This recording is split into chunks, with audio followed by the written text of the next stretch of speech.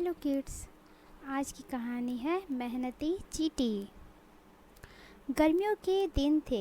एक चींटी अनाज के दाने उठा उठा कर अपने बिल में जमा कर रही थी। वह सर्दियों के लिए अपना भोजन इकट्ठा कर रही थी। पास में एक टिड्डा एक छोटे से पौधे पर बैठा हुआ मस्ती में गाना गा रहा था।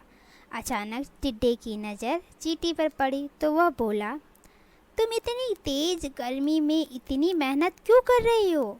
आओ थोड़ी मौज मस्ती कर लो।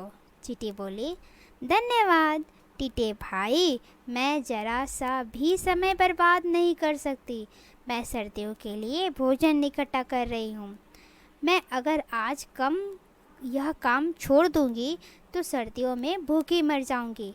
टिड्डे ने व्यंग करते से हंसते हुए कहा, मुझे तुम पर दया आ रही है। तुम्हारे दिल में मौज मस्ती का कोई महत्व ही नहीं है। वैसे भी अभी सर्दियाँ आने में बहुत समय है और कल किसने देखा है? तुम कल की चिंता में अपना आज बर्बाद कर रही हो। चींटी ने टिड्डे की बातों पर कोई ध्यान न देते हुए वह अपना काम करती रही। चींटी की कठिन मेहनत से सर्दियों के लिए काफ़ी सारा भोजन इकट्ठा कर लिया था, जबकि टिड्डा यूं ही मौज मस्ती करता रहा। समय बीता, मौसम बदला और सर्दियों आ गई। काढ़े की ठंडे पड़ने लगी, चारों ओर बर्फ पड़ने लगी, पेड़ पौधे पत्ते झड़ गए, सभी जीव अपने अपने घरों में दुबक कर बैठ गए। इतनी ठंड में भला घर से बाहर कौन निकलता है?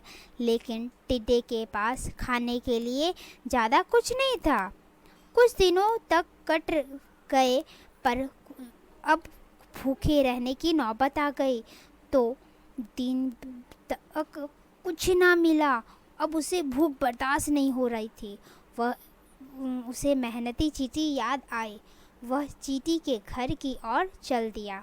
चींटी के घर पहुंचकर उसने दरवाज़ा खटखटाया। चींटी ने दरवाज़ा खोला और इतनी ठंड में टिड्डे को आया देखकर हैरान रह गई। वह बोली, नमस्कार टिड्डे भाई, कहिए कैसे आना हुआ?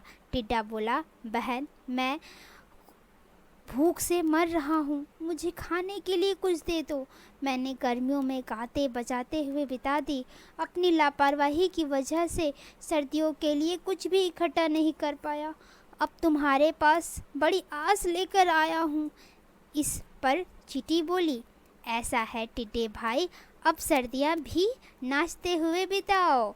गर्मियों में मुझे अनाज ढोता देखकर तुम्हें अकल नहीं आई, अपितु तुम्हारा मेरा मजाक उड़ाया। अब हम चिड़िया ना किसी को कुछ देती है और ना कुछ किसी से लेती है, समझे? अब जाओ यहाँ से। ऐसा कहकर चींटी ने दरवाज़ा बंद कर दिया। बेचारा टिड्डा उदास होकर वहाँ से लौट गया।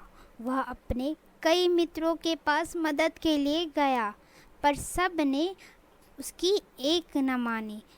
सबके आगे गिड़गिड़ा कर कुछ खाने को दे दो, पर किसी ने उसकी विनती नहीं सुनी।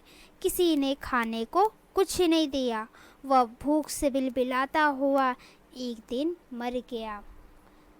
हमें इस कहानी से यह शिक्षा मिलती है कि बिना मेहनत किए कुछ नहीं मिलता, इसीलिए हमें मेहनत करना चाहिए।